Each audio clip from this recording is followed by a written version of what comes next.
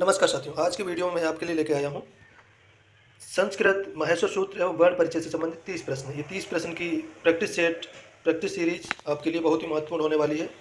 यहाँ से परीक्षा में 2 या 3 प्रश्न अवश्य आते हैं। यूपी टेट में आने की प्रबल संभावना है। तो आ जाइए हमारे साथ। आपने चैनल को सब्सक्राइब नहीं किया है तो चैनल को सब्सक्राइब कर लीजिए और पढ़ते रहिए। अब देखते हैं पहला प्रश्न, संस्कृत वर्णमाला में कुल कितने वर्ण हैं? तो संस्कृत वर्णमाला में कुल 52 यानी कि 52 वर्ण है। अयुण कौन सा महेश्वर सूत्र है? तो पहला महेश्वर सूत्र है। इसमें लिखा दूसरा लेकिन गलत है, पहला है अयोण पहला, फिर दूसरा रिलक, फिर अयोंग अयोच, इस प्रकार से।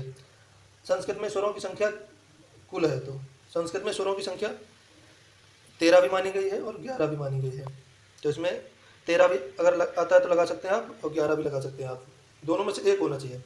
रिलक महेश्वर सूत्र में कितने वर्ण है? रिलक का इसमें 3 वर्ण है, और जब हम इसका प्रयोग करते हैं तो आखिरी वर्ण की इत संज्ञा हो जाती है और उसका लोप हो जाता है। हलंत वाले वर्ण को नहीं गिना जाता, तो 2 ही वर्ण रह जाते हैं। हर प्रत्याहार में कुल कितने वर्ण हैं? तो हर प्रत्याहार में 33 वर्ण है, यानी कि पूरे व्यंजन वर्ण हर प्रत्याहार के अंतर्गत आ जाते हैं, और अच प्रत्याहार में पूरे स्वर वर्ण आते हैं। वर्ण परिचय से संबंधित अयोंग सूत्र का अंतिम वर्ण कौन सा है? अयोंग सूत्र का अंतिम वर्ण क्या है? तो ए ओ और व। तो अंतिम वर्ण ये है, लेकिन इसकी इत संज्ञा हो जाती है तो ये प्रयोग में नहीं आता है। संस्कृत वर्णमाला का प्रथम वर्ण अ, अयुण में पहला आता है अ। यण प्रत्याहार में कौन से वर्ण आते हैं? तो यार अलावा यण प्रत्याहार में आते हैं। अच प्रत्याहार का अर्थ मतलब सभी स्वर अच प्रत्याहार में आ जाते हैं, जैसे अयुण, अयोंग, अयोच, अयुण, रिलक, अयोंग, अयोच। यहाँ तक पहले का आ, आखिरी का चा, तो अच प्रत्याहार के अंतर्गत सभी स्वर आ जाते हैं। हर प्रत्याहार के अंतर्गत सभी व्यंजन आते हैं। महेश्वर सूत्रों की संख्या कितनी है? तो महेश्वर सूत्रों की संख्या है 14। अब कुछ सिद्धांत देख लेते हैं महेश्वर सूत्रों की सहायता से संक्षेप में समूह बनाना। महेश्वर सूत्र क्या है? संक्षेप में समूह बनाना। अच में 9 वर्ण है, मूल और कुल 13 है, यानी कि मूल स्वर है वो 9 है और कुल स्वर है वो 13 है। हल व्यंजन वर्ण 33 व्यंजन होते हैं हल के अंतर्गत। इत संज्ञा प्रत्येक सूत्र का अंतिम हलंत वर्ण, जैसे अड़ा का वा, इसकी इत संज्ञा होती है, तो व्यंजनों में गणना इसकी नहीं होती है। और ये नृत्ता बसाने नटराज जाजो ननाद ढक्का 9 पंचवारम। तो भगवान शिव ने नृत्य करते समय 14 बार डमरू बजाया, जिसे 14 महेश्वर सूत्र हमें प्राप्त हुए हैं। अब वर्णों का वर्गीकरण देख लेते हैं। कब का वर्ग का उच्चारण स्थान तो हो जाएगा कंठ। अकुह विसर्जनीय नाम कंठा सूत्र के अंतर्गत छोटा आ, का वर्ग, विसर्ग और हा, ये सब कंठ से उच्चारित होते हैं। चा वर्ग के वर्ण कहलाते हैं तालव्य। इसका सूत्र होता है इचु यशा नाम तालु। टा वर्ग का उच्चारण स्थान मूर्धा, तो रेटुर सा नाम मूर्धा। ता वर्ग का उच्चारण स्थान होता है दंत, तो लेतुर सा नाम दंता। पा वर्ग का उच्चारण स्थान होता है होष्ट, तो पाफा बाफा, ये सब होठ से बोले जाते हैं। वर्ण भेद यार अलावा कैसे वर्ण है? तो अंतस्थ वर्ण है। सा हा ये ऊष्म वर्ण है, और या मा अड़ा ना मा ये अनुनासिक है, और अंग तथा आ कहलाते हैं अयोगवाह। का खा गा घा अंगा ये कवर्ग के अंतर्गत आते हैं। अब देख लेते हैं स्पर्श व्यंजन होते हैं 25 का से लेकर माह तक। अंतस्थ व्यंजन होते हैं 4 यार अलावा। ऊष्म व्यंजन होते हैं 4 सा हा। अयोगवाह अनुस्वार विसर्ग तथा जिभ्या मूल्य और उपद्यमानी, इन सब को बोलते हैं। सबसे ज़्यादा प्रयोग अंग और आ का यानी विसर्ग और अनुस्वार का होता है। जिभ्या मूल्य उपद्यमानी का प्रयोग कम होता है।